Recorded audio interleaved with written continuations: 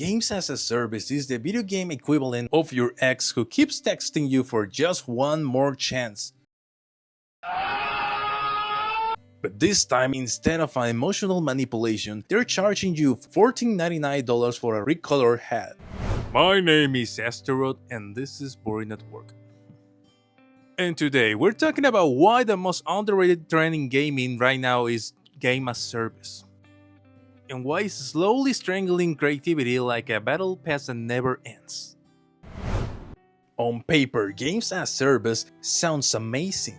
A game that grows with the community, constant updates, new content every season. It's the digital version of limited refills. Who doesn't love refills? But here's the problem. The glass is empty, the soda is warm, and the waiter hasn't come back since Season 2. In reality, most games as service game launch with less content than a mobile game from 2010. They promise a 10-year roadmap, but the only road they build in is a direct highway to bankruptcy. And every update feels like introducing new content. And it's one skin. Modern games as service is basically an IV drip feeding you cosmetic microtransactions like you're in a digital hospital. The sad part, game as service isn't just annoying, it's killing good ideas. Developers don't design games anymore, they design retention loops. Everything is built around stretching 20 minutes of content into 200 hours of chores, daily quests, weekly quests, seasonal quests. It's like having 3 bosses, your job, your life, and now the video game. The worst part is that publishers keep pretending game as a service is the future, even though every games as a service game dies faster than my motivation to go to the gym. Remember Marvel's Avengers, Anthem, Babylon's Fall, Hyperscape, Rumbleverse?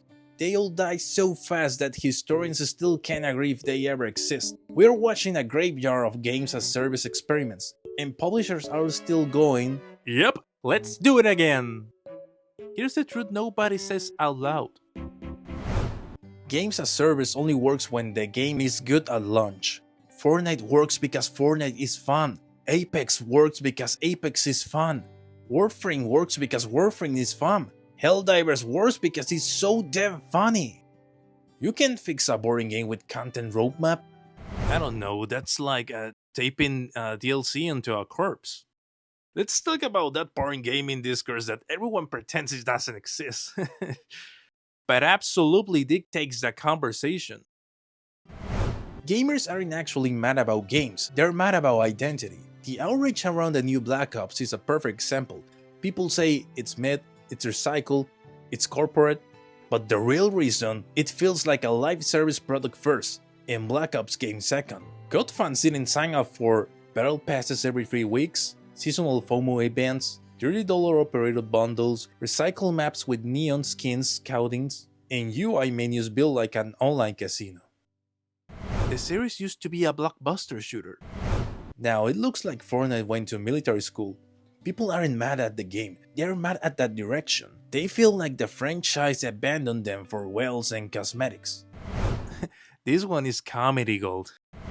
Shroud says something as harmless as "this game deserves a nomination," and gamers react like he declared war on the single-player games. Why? Because most players don't differentiate between deserving recognition and "this game is my personal god."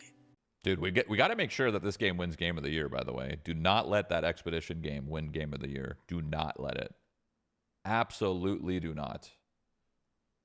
We all have to band together to make this game win. Us multiplayer gamers are the minority, okay?